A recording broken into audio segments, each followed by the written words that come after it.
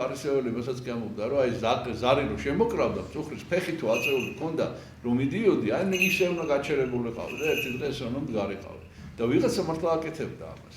ანუ აბსურდამდე იყო მისული ეს. ანუ საქმე აქვს სხვა რამეშია.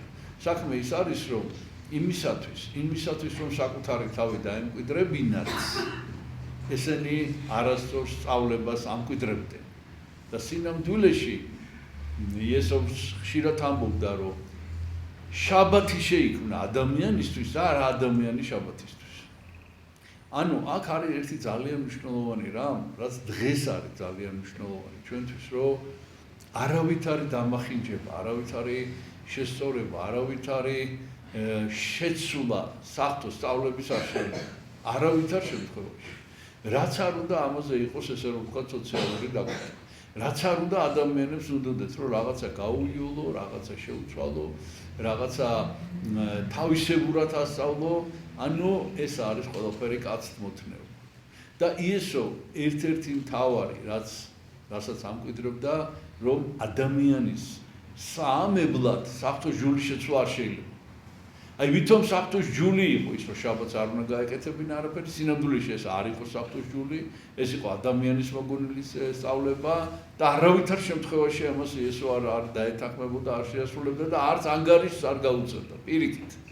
სწორედ ეს იყო მისი მიზანი, რომ იმხილებინა ეს.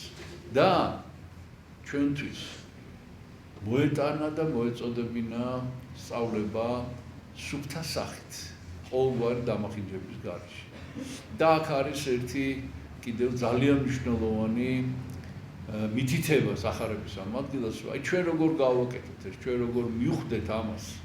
და ეს სწორედ აქ არის ძალიან მნიშვნელოვანი ის, რომ ქრისტიანობა არ არის მონობა. ქრისტიანობა არის გააზრებული თანხმობა საფრთხო სწავლებაზე. რომ ჩვენ ადამიანებმა აუცილებლად კარგად უნდა შევისწავლოთ საფრთხო ჟული, რომ შეგვეძლოს შეფასების გაკეთება.